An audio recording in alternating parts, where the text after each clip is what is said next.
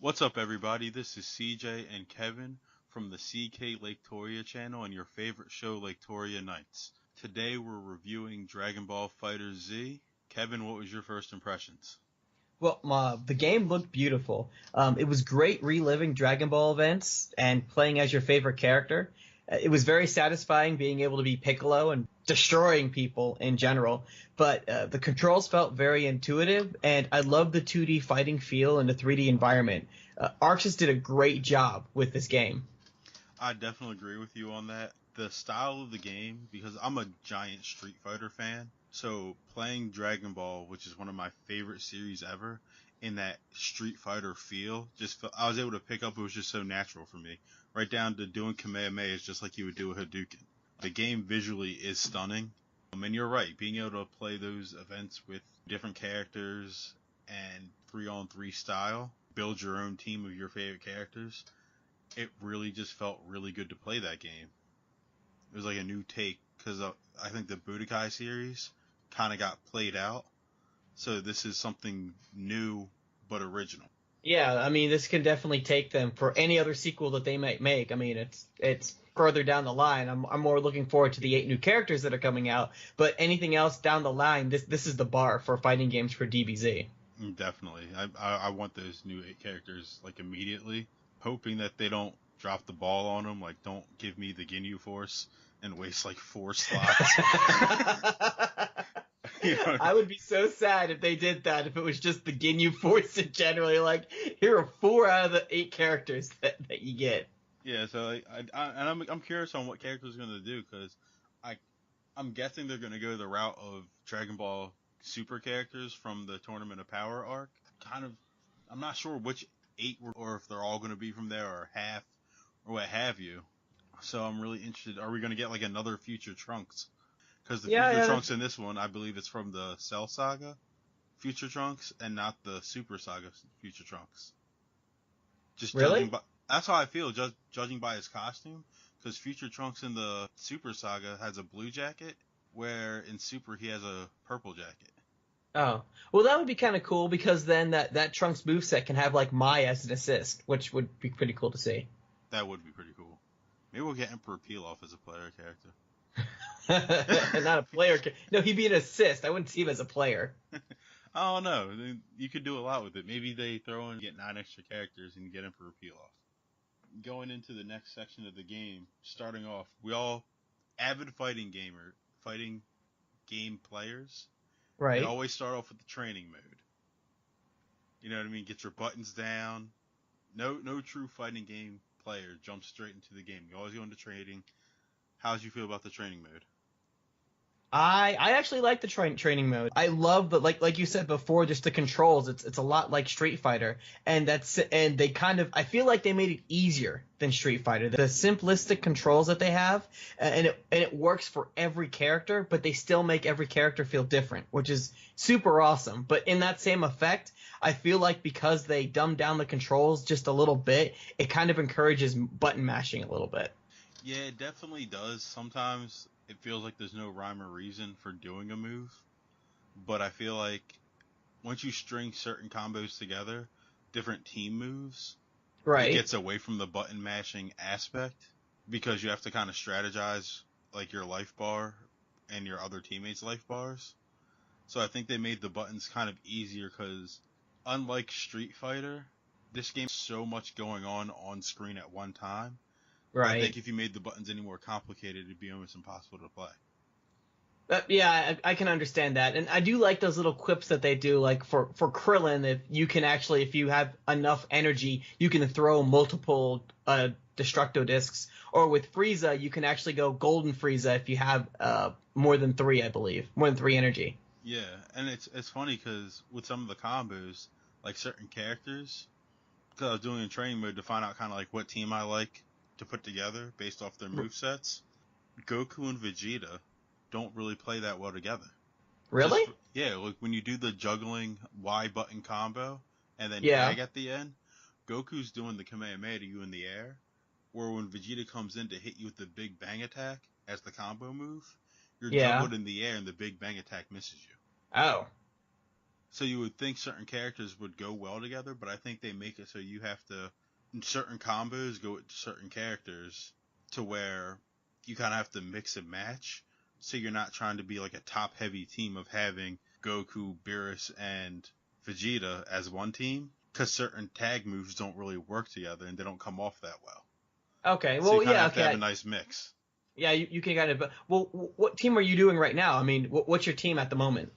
My favorite team at the moment is Cell, 18, and Goku or Vegeta.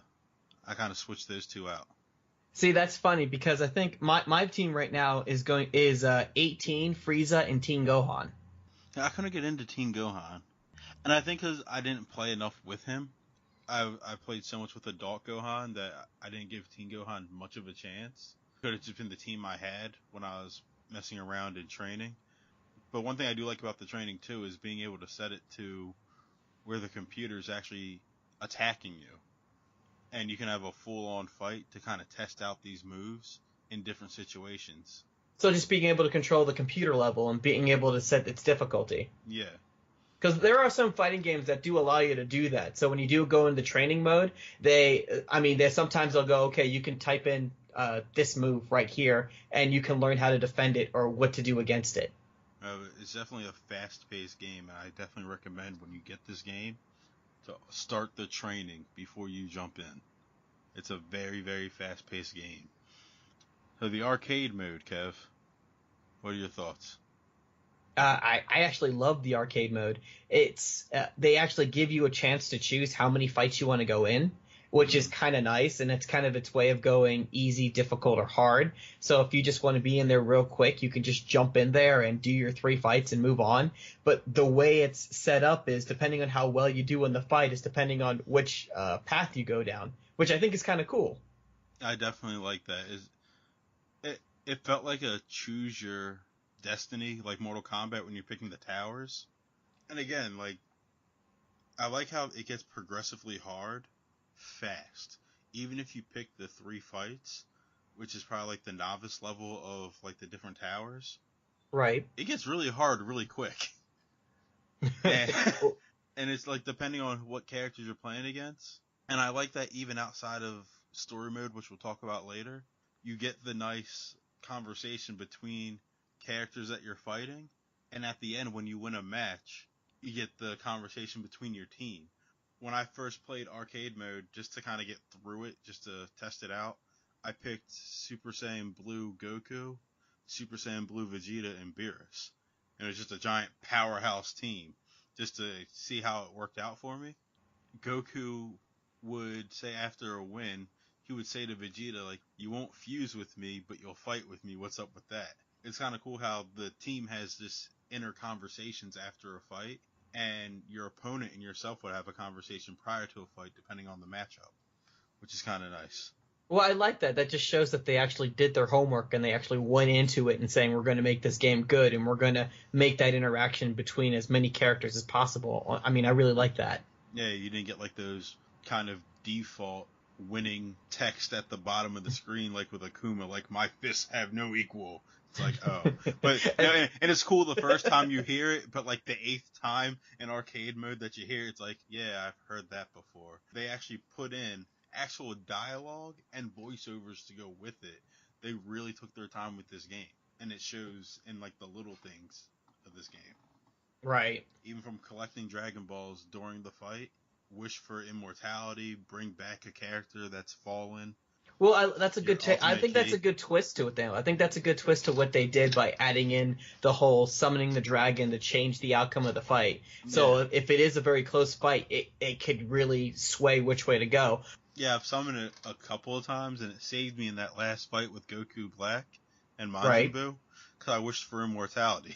And then I wrecked shop with Vegeta. Wait. So what happens when you wish for immortality? You get this kind of yellow border around your life bar, and hits don't do any damage to you. Now, I don't know how long that lasts, because I was able to finish the fight within a minute after it, Right. but I can tell you it lasts for at least 45 seconds. That's forever. Oh In my God. a fighting game, that's a very long time. It's it definitely comes in handy. I do know one time I summoned Shenron, and I wished to bring back Goku because he was the one guy that died, and I was Right? so mad because yeah, Shenron brought him back, but Goku had about a quarter inch of life when he came back, and he didn't regenerate. So I was like, oh, well, he was better off dead. Oh, that is kind of messed up. Definitely. Now the elephant in the room, because this is why people listen to the reviews. This is why people watch us. Story mode. Oh man, story mode. That was a grind. Going into story mode, I kind of freaked out a little bit when you saw the setup. I'm always usually with fighting games, you don't get fighting games to watch a story, but being that what was it, Arxis did do Blaze Blue, and I loved Blaze Blue's storytelling, although it was a little in depth, but you learned so much about the characters. With this, when I saw the beginning and getting a feel of what was going on, as soon as you got into the play mode, you saw that board, I guess, game piece where you're moving from one spot to another. I was starting having, what was it, nightmares about Budokai 2 and how that game was set up. Just moving all over the place, and I just I hated that setup so much. And when I saw that, my heart just dropped a little bit going, okay, I guess this is what we're going to do. Since they only give you what 20 moves to go as anywhere you want, but if you don't get to the boss within those time, you just lose. I'm not sure what happens because I have yet to run out of spaces and not make it to the boss. Yeah, I definitely want to know the person that ran out of spaces and how they did it. Because it feels pretty impossible to run out of spaces, but I guess since it's in the game, it is possible. I would say for me, starting out, and you're definitely right, this is a grind. Boy, is it a grind. Cutscenes, I was a fan of, but the dialogue felt off at times. And I equate that to it not being dialogue that just naturally goes through. You have to press A to get to the next sentence. And I think Right. depending on how fast you press A will depend on how fluid the dialogue actually feels. So I can kind of forgive that now that I've actually played it.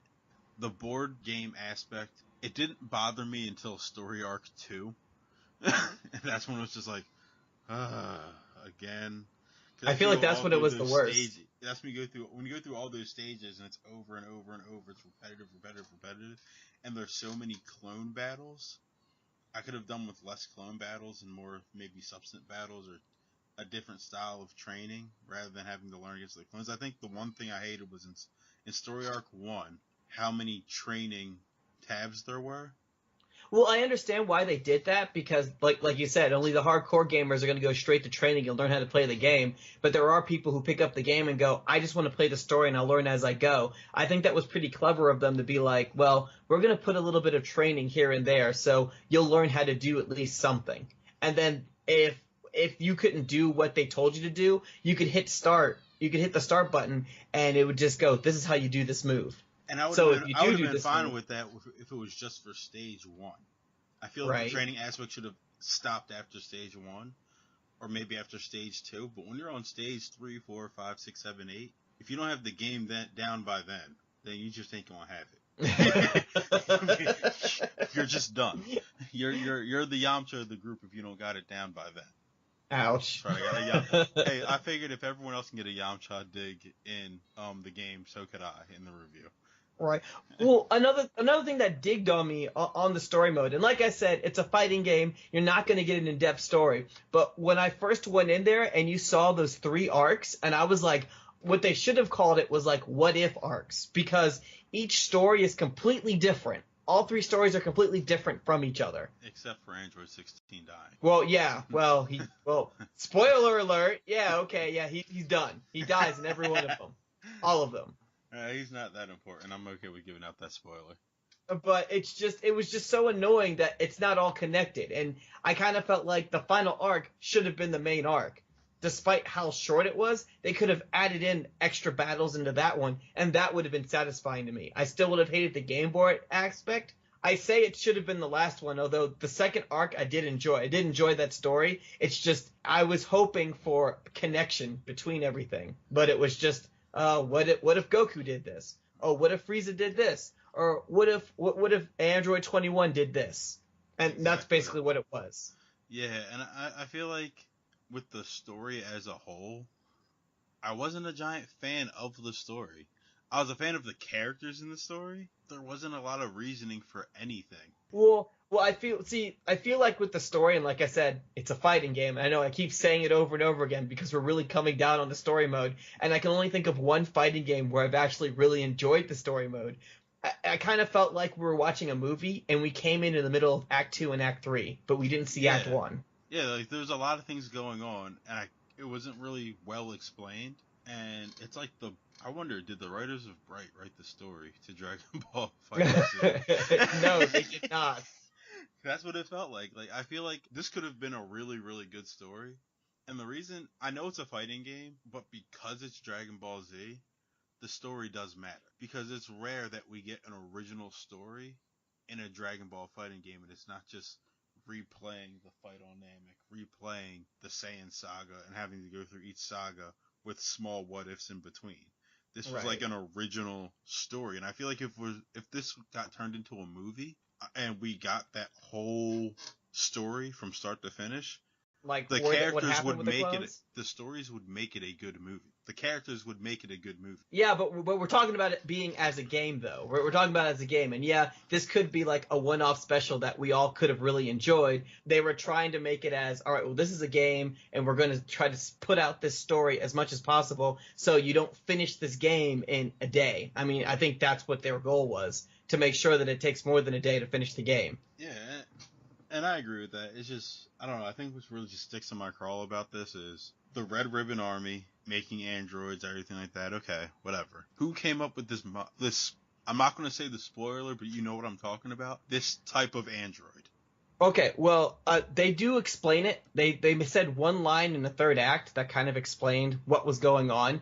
In my mind, I kind of feel like it was designers being lazy. That's what I feel like it was. Like the story mode, I did like it. I liked it for the interactions once you rescued this character or got this character unlocked, and when you mixed and matched your teams and the conversations pre-battle that people would have. I did enjoy that, and I find that I enjoyed that more than the actual story. But you know what? This is the first game of its kind for Dragon Ball, so I'm gonna let the story mode slide because I feel like, let's say we get a Dragon Ball Fighter Z2, Right. I bet you it has a very strong story. Or Cause they just cut down on what they did on story.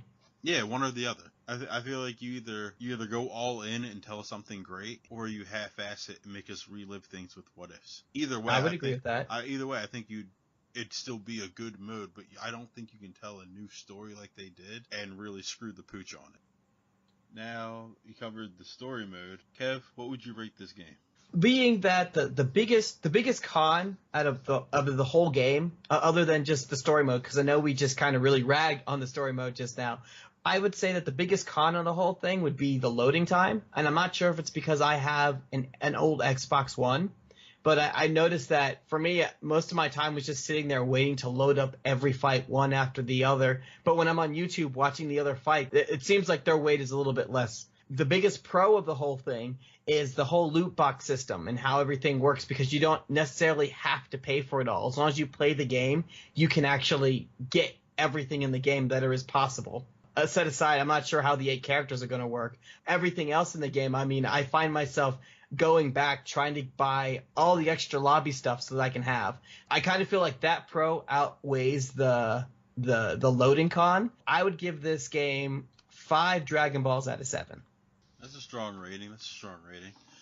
For me, and I'm playing it on an Xbox One X, and the loading time is bad. So I'll definitely side with you on the loading time. And the fact that you can earn everything in the game, and they didn't Star Wars Battlefront us, make me spend $1 billion to get small things. I am very happy about that.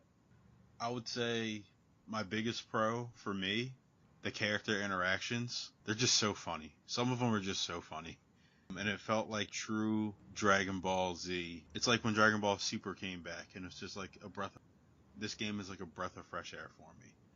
And for cons, I would just say matchmaking when it comes to getting into lobbies and things. But the game is new. Everyone's getting on.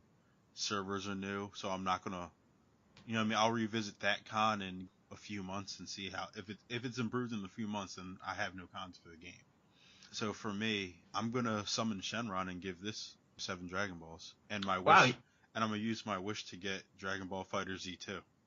Whoa. So you're gonna give it 7 Dragon Balls? Yeah, I'm gonna give it 7. You know why?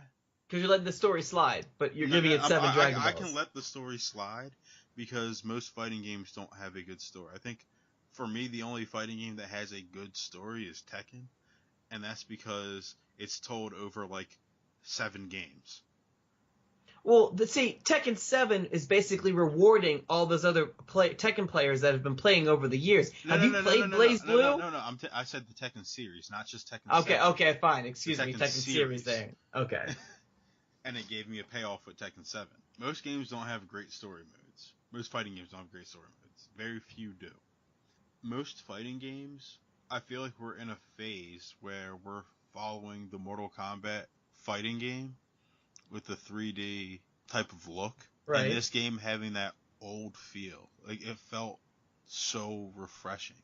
When I rate a game, it's not just how good a game is, but how a game makes you feel. I haven't had a game to where from the moment it downloaded on my hard drive, it's the only game I've played since it's come out. And I haven't entertained playing other games right now. Everything else that's good. back Yeah. there. So the fact that a game has done that to me, I have to give it a top rating. And I can forgive the story mode because I feel like with a sequel, they can fix what they did in the story mode. I can ignore the story mode by playing other modes. I can play arcade mode. I can play online. I can skip through the story if I don't feel like listening to it and just collect more Zenny to get awesome collectibles, like Piccolo getting his driver's license. Yeah. Thanks for rubbing that in. Thanks. Yeah. By the way, for your information, I did get that Piccolo with the hat backwards, but his shirt's red and not yellow. But whatever, that's fine. You can continue rubbing it in. That's cool. It's okay. But like I said, there's so much to do in this game, and I love the series. I can't give this a halfway rating. For me, it's definitely 7 all the way. And my Shenron wish is for a sequel. I hope it doesn't end here. Okay. All right. Well, okay. I'll accept that then. That's fine. Oh, but that's our review, everybody. Definitely hit the like button, subscribe to our channel, and leave some comments. Tell us what you feel about Dragon Ball FighterZ. My gamer tag on Xbox Live is Lakeshow88. So, I mean, if you ever want to kick it and play around, look me up. I'll definitely be around to play some Z Fighters. Oh, yeah. My gamer tag is Virtue Corp, just in case anyone wants to find me. That's 2 words. Look us up. We take on all challengers. Any sign off, Kev? Oh, I get a sign off here? Oh, okay, cool. Well, okay, this will be my gamer sign off then. I'll just be like, stay frosty. That's a good one. And I don't really have a sign off. I should probably get one for a gaming sign off. Yeah, probably. I don't know. I don't know, but until then, Kamehameha.